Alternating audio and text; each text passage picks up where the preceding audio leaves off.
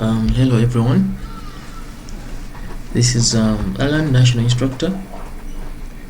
So today we are going to look at E4 versus D4, what people prefer, what people go for, and what is the most popular move among top players, average players, club players, world-class players, and things like that.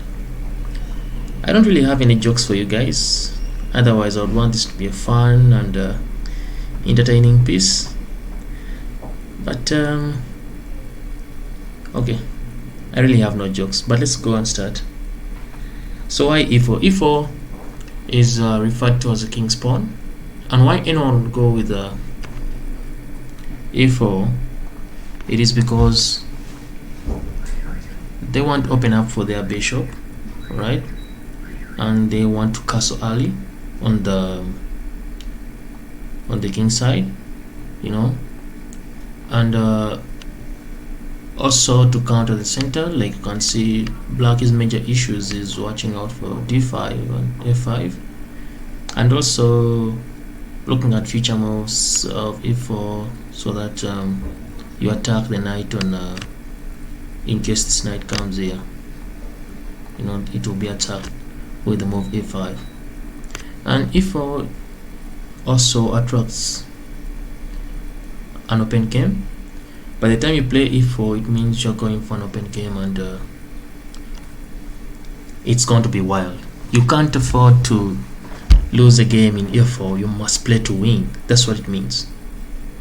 Let's see. How about d4? The move d4 is referred to as the queen's pawn opening. In d4, white usually goes for strategy,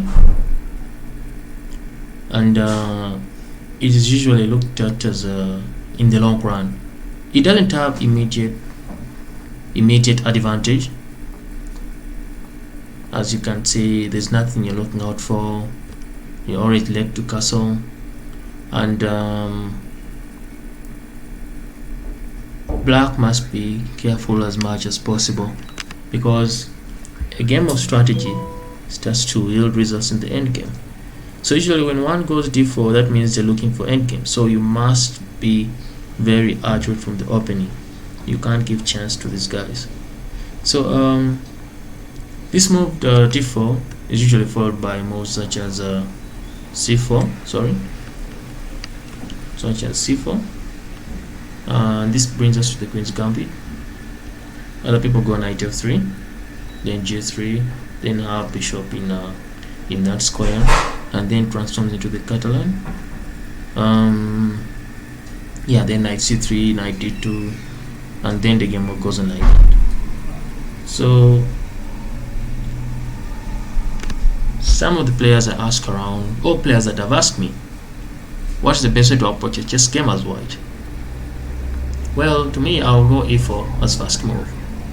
Why? It's because I like aggression, I like activity, I don't like sleepy games, and e4 creates a lot of chances.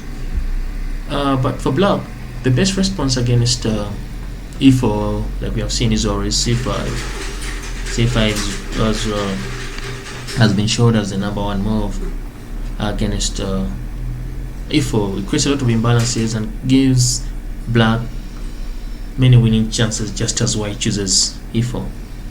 And then the other move is that people go for after e4 is e5. Now this is an extremely sharp line. Yes, you must be fully aware of the theory that surrounds this game.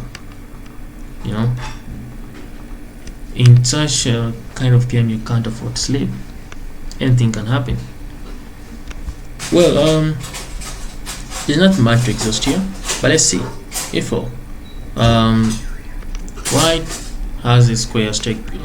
White is looking out for this, and black has just done the same. Okay. This limits the activity of white, but it is also full of tactics.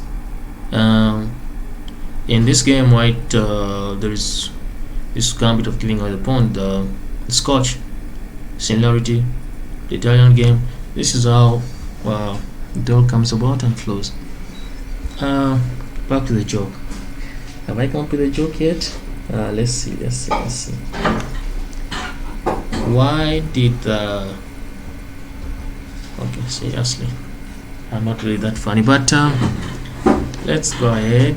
So you can see it transposes back to the d4, but this time with more activity. All right, so let's look at the chances of in case white goes d4. What are some of the major responses of black?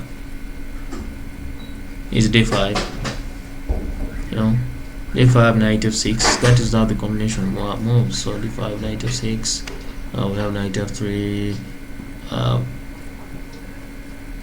These are the plans of white, c4 and things like that. Well, I'm gonna give you an exclusive and in-depth comparison between these two moves, you know.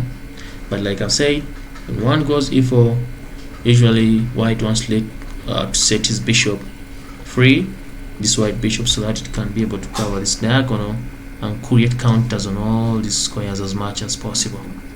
Yeah, and the white bishop, I think, is the most active bishop when it comes to white.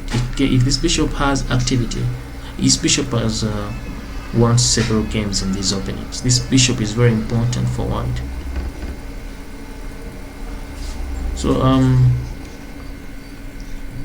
when we look at yes, we're saying, you know, remove all the spaces, exchange early, blah blah blah, and then move. So that is why people go for e4, because of that white bishop. If you can only get the white bishop active, then your winning chances are equally high. So black is probably usually this white bishop. So when you look at things like the French defense, just excuse me. Yeah, when you look at the French defense, d5, that, you know, usually black is just looking for ways, because now the idea is that this, because now excuse me, now black's idea is to bring this bishop in to exchange these, you know, and also now white doesn't have ideas, you know, so you can see most of these lines look forward to eliminating this white bishop as much as possible. So the longer white holds onto this white bishop, the chances are to win the games. Alright, that's it for today. I'll be giving you part 2 of this wonderful video in comparison. And maybe I'll also share some videos on attacking repertoires for white. Now to get the main ideas behind certain openings, we shall have a look at the Sicilian. We shall look at the French defense, the Park, Petrov, and see how we can counter these as white, and what ideas does white have against these openings. Yeah, so nevertheless, it's up to you to choose between e4 as move 1 or d4. It's up to you. Thank you for watching this video. So if you get time, subscribe, and then shall see you the way forward. Have a good day.